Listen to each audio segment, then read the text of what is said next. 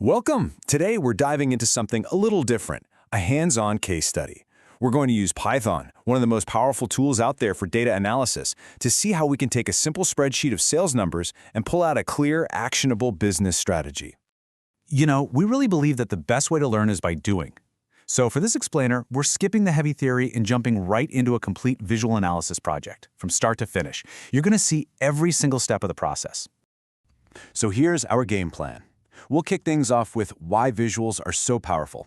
Then we'll meet our data and the tools we're going to use. After that, we'll clean up the clues, watch the data story unfold through some charts, and finally, turn those insights into real action. Let's get started.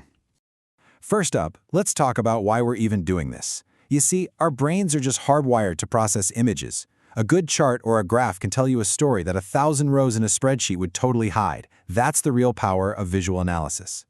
So what is visual analysis really?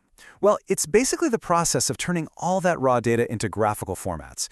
Charts, maps, that kind of thing. And hey, this isn't just about making things look pretty. It's about making those hidden patterns and trends just pop right off the page. Stuff you would absolutely never spot just by staring at a spreadsheet. And why is this so critical? Because visuals make super complex data easy to digest. They make spotting trends feel, well, intuitive, not like you're solving some crazy math problem. This all leads to faster, smarter decisions and, frankly, makes it a heck of a lot easier to share what you've found with your team. All right, theory's done. Let's get our hands dirty. In this section, we're going to meet the raw materials for our case study, the data we'll be wrangling, and the specific tools we'll be using to do it. So, for today, we're going to play the role of a data analyst for a fictional company I'm calling Tech Trends. They specialize in tech products, and they've just handed us their sales data to see what secrets we can uncover. And this right here, this is basically our treasure map. The data has columns for the product name, its category, and revenue, along with customer info like their age and where they live. You've got to think of each row not as just a number, but as a single clue that's going to help us solve the bigger puzzle. And these are our tools of the trade. We're using Python as our main language. We'll also use a library called Pandas, which is kind of like a super-powered spreadsheet for organizing all our data. And then we'll use two other libraries, Matplotlib and Seaborn, to actually create our awesome charts and graphs.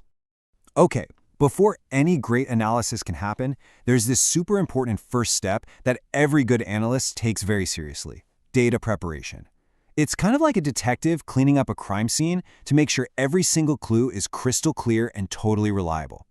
And the process for this is pretty straightforward. First, we load the data. Then, we check for anything missing or maybe duplicated by mistake.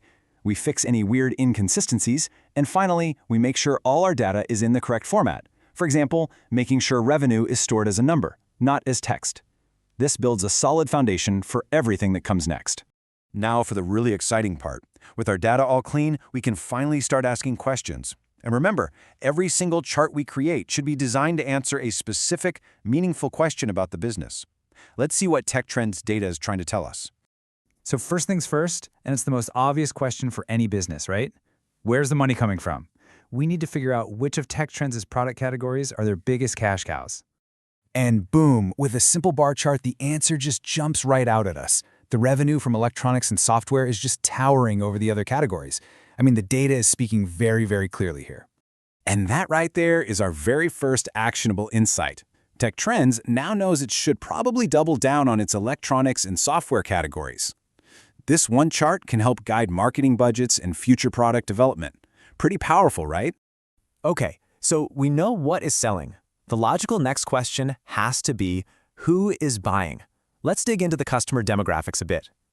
So when we analyze the customer ages, a really clear pattern emerges.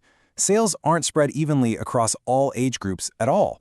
Instead, there are these distinct peaks, a heavy concentration of customers within a few specific age brackets. This tells us Tech Trends has a very well-defined core audience. And that leads to another key insight. Tech Trends doesn't have to just guess who to target with its ads. The data shows them exactly which age groups are most interested, allowing for highly efficient, tailored marketing campaigns that speak directly to their best customers. All right, for our final question in this analysis, let's zoom out.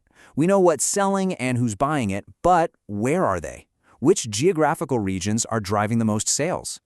A donut chart gives us that perfect at-a-glance view of regional performance. Each slice represents a different region, and its size tells us its share of total sales. We can instantly spot the heavy hitters.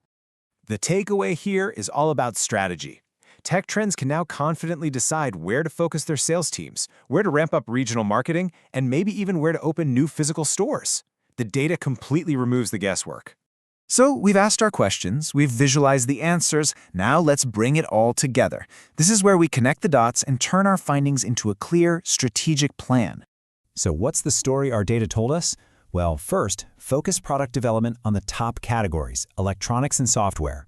Second, tailor those marketing campaigns directly to the key age demographics who are already engaged. And third, allocate sales and logistics resources to the highest performing geographical regions. 3 simple charts, 3 powerful business directives.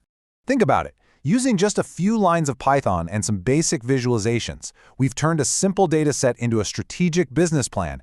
It just goes to show you